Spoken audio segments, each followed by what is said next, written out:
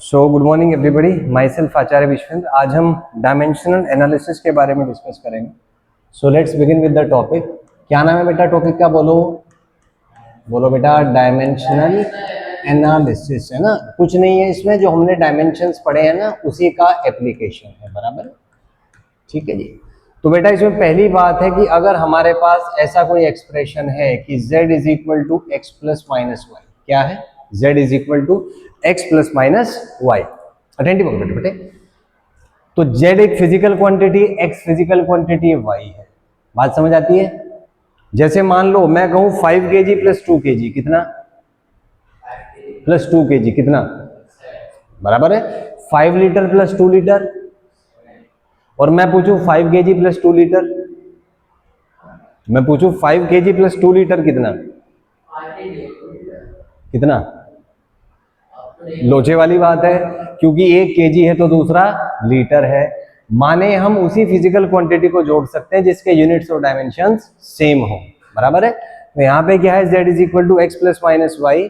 तो ये सिग्निफिकेंट होगा जब, भाई यहाँ देखिए कहाँ दिख रहे हैं, z is equal to x plus minus y है।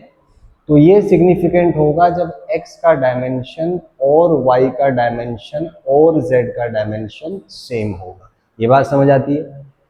जैसे केजी में क्या जुड़ेगा भाई? अरे बोलो यार, केजी में क्या जुड़ेगा? केजी। मीटर में क्या जुड़ेगा? अरे बोलो यार, मीटर। लीटर में क्या जुड़ेगा? लीटर। फंडा समझ आया कि नहीं? तो बेटा अगर एडिशन या सब्ट्रैक्शन है, क्या है?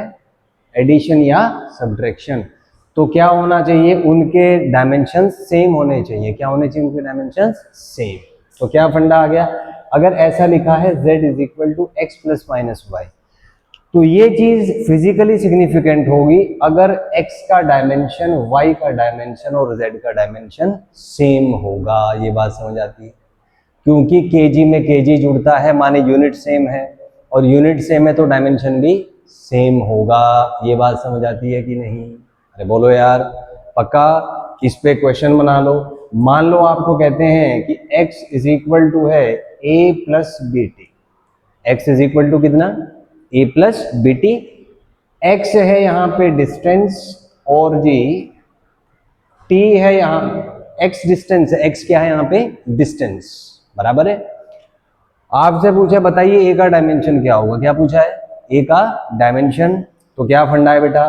x is equal to a plus b t है, तो देखो z की जगह क्या आ गया आपका? x। तो माने x का डायमेंशन वही होगा जो a का डायमेंशन है। बोलो भाई, x क्या है? डिस्टेंस है, और डिस्टेंस का डायमेंशन क्या होगा आपका? L1। क्या होगा? L1। तो बेटा यहाँ से आ जाएगा L1 is equal to dimension of A, और क्योंकि मास और टाइम भी लिखना है तो यहाँ से आपका आ जाएगा dimension of A m0 L1 T0। क्या आ जाएगा? बोलो क्या आ जाएगा? m0 L1 T0। आती है बात समझ में? क्या सीखा यहाँ से कि भाई अगर z is equal to x plus minus y है, क्या है? क्या है भाई? z is equal to x plus minus y. तो बेटा x y z तीनों के डायमेंशन सेम होने चाहिए। कैसे निकाला? 5 kg प्लस 2 kg बराबर 7 kg। अरे बोलो, 5 लीटर प्लस 2 लीटर बराबर 7 लीटर। मतलब लीटर लीटर में जुड़ेगा, केजी केजी में जुड़ेगा, केजी लीटर में नहीं जुड़ सकता। मतलब जो फिजिकल क्वांटिटी ऐड हो रही है उनके यूनिट्स सेम होंगे। क्या होने चाहिए? सेम। तो डायमेंशंस भी उसके सेम होंगे। बराबर है, पहली बात। दूसरी बात है बेटा, इसमें अगर मल्टीप्लीकेशन है z is equal to x y, क्या है जी? मल्टीप्लीकेशन। तो उसमें ऐसी कोई समस्या नहीं है। मंगवा लीजिए, उसमें ऐसी कोई समस्या नहीं है। बराबर है। तो अगर है बेटा z is equal to x y, तो आप क्या कह सकते हो? Dimension z is equal to dimension of x y, और डायमेंशन ऑफ एक्स वाई आपका क्या होगा? Dimension x into dimension of y। बराबर है। इसको हमने यूज किया है, बताओ कहाँ? जैसे फोर्स का डायमेंशन निकालना है तो फोर्स किसके इक्वल आता है भाई? Mass into acceleration. तो क्या कर सकते हैं भाई? Dimension force is equal to dimension mass into dimension acceleration. Mass का डायमेंशन बोलो बेटा क्या है? बोलो भाई m1। एक्सेलरेशन का डायमेंशन बोलो क्या है? एक्सेलरेशन का L1t-2 क्या है जी, L1t-2। तो बेटा फोर्स का डायमेंशन क्या आएगा, बोलो बोलो भाई, M1L1t-2, बराबर है। तीसरा फंडा है बेटा x बाई वाई। तो अगर ऐसा कोई एक्सप्रेशन है x बाई वाई तो डायमेंशन z आ जाएगा, dimension x by dimension of y।